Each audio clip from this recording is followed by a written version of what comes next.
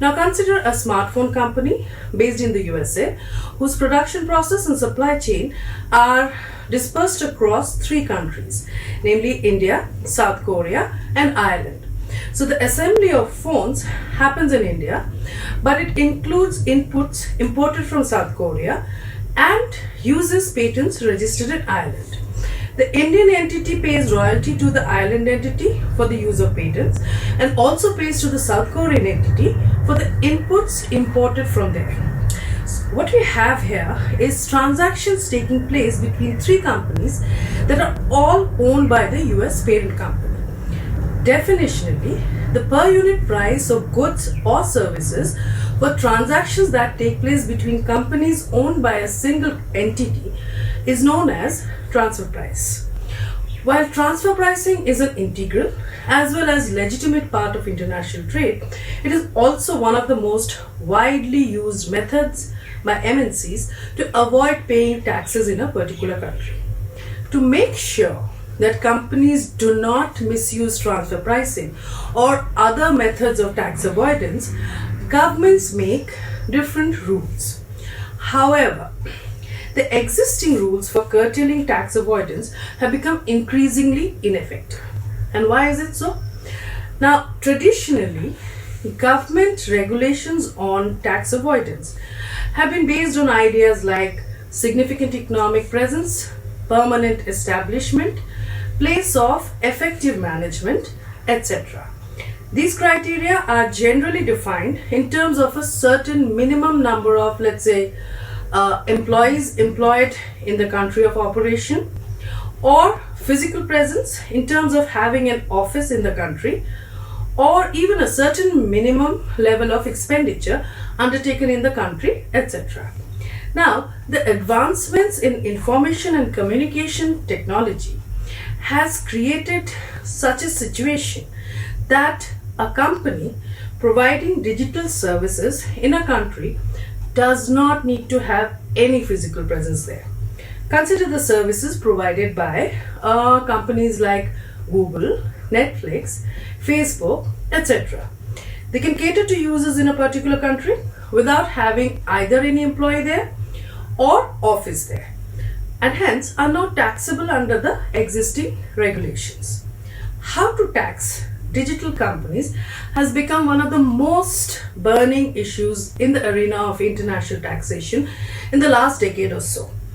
In 2016, India introduced a method to tax the revenue of digital companies who earn revenue from their operations in India but do not pay taxes there because they don't have any physical presence there.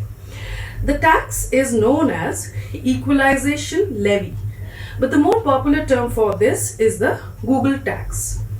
Under this equalization levy, if an Indian company makes a payment to a non-resident digital company, one which does not have a taxable presence in India, then such transactions are subject to a tax of 6% on the total value of transactions.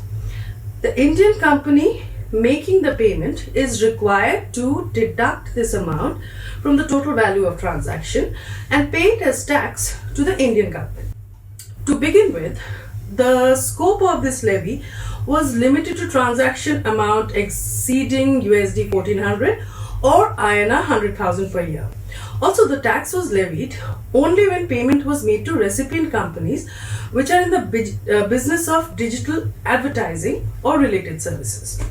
In 2020, the government expanded the scope of tax liability under equalization levy, and a new 2% levy on the total value of transaction was introduced on foreign e-commerce companies that engage in the sale of goods and services in India but do not have tax liability under the existing regulations.